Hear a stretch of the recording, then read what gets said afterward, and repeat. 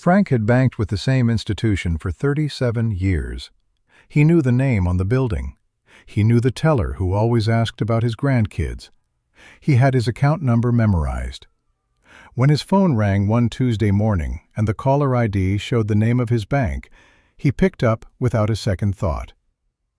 The man on the line introduced himself as Michael Torres, fraud prevention specialist. He spoke quickly but calmly. He said the bank's security system had detected unusual activity on Frank's checking account overnight. 2 transactions, one for $400, one for $1,100, had been flagged as potentially unauthorized. Frank's stomach dropped.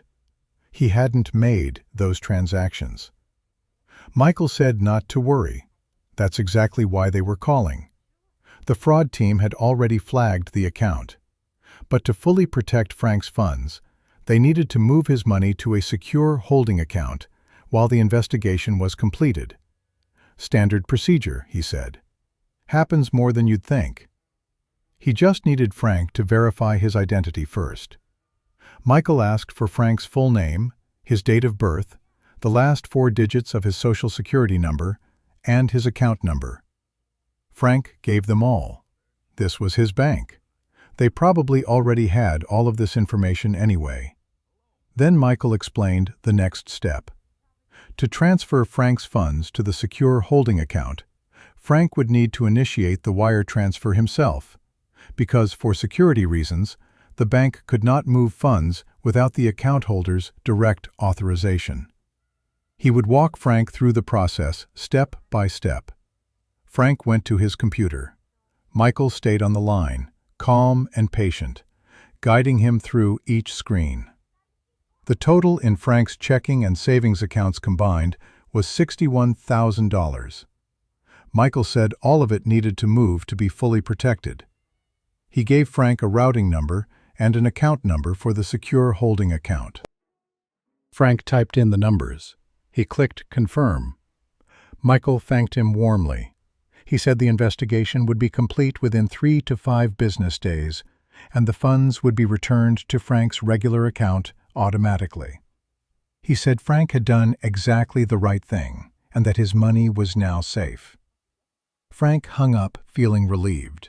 He mentioned it to his daughter that evening at dinner. She put down her fork.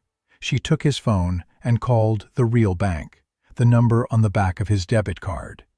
She explained what had happened.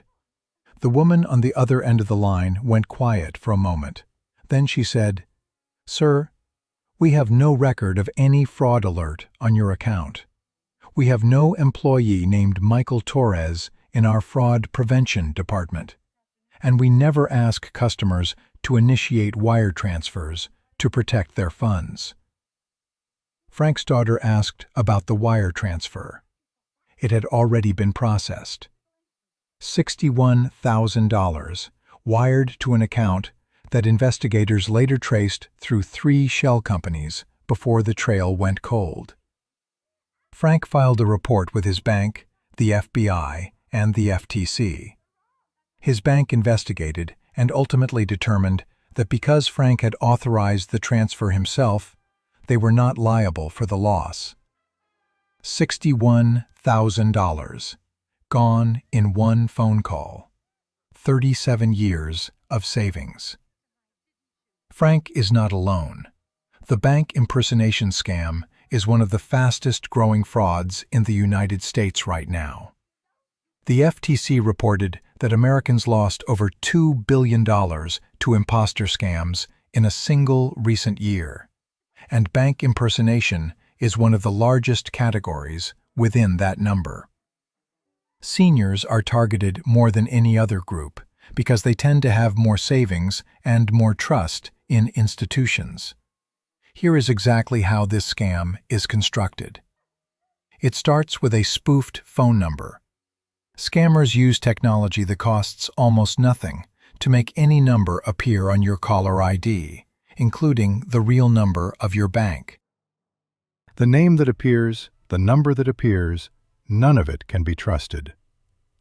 Then comes the urgent problem: unauthorized transactions, a security breach. suspicious activity. These words trigger fear and the instinct to act immediately. Fear is the scammer's most powerful tool because it bypasses careful thinking. Then the request for information: name, date of birth, social security number, account number. A real bank fraud department would never ask for your full social security number or account number over the phone. They already have that information. Then the transfer. This is where the scam completes itself. They cannot touch your money directly, so they convince you to move it for them. They call it protecting your funds. They call it a secure holding account. There is no such thing. The money goes directly to them. And because you authorize the transfer yourself, the bank is often not required to reimburse you. This is the part that makes this scam particularly devastating. Here is what protects you completely. If you receive a call from your bank about suspicious activity, hang up. Then call your bank back yourself using the number on the back of your debit card or on your bank's official website. Not the number the caller gave you, the number you find yourself. If there is a real problem with your account, the real bank will tell you when you call them.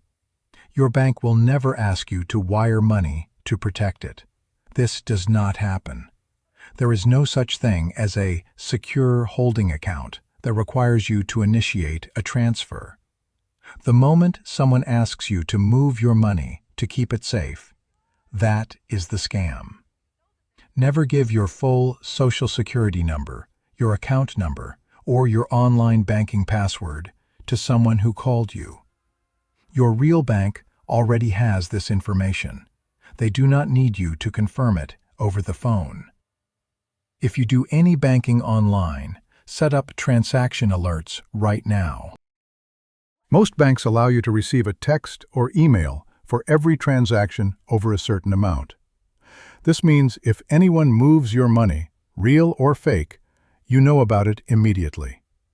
And if something like this has already happened to you, report it immediately to your bank, then to the FTC at reportfraud.ftc.gov, and then to the FBI at ic3.gov.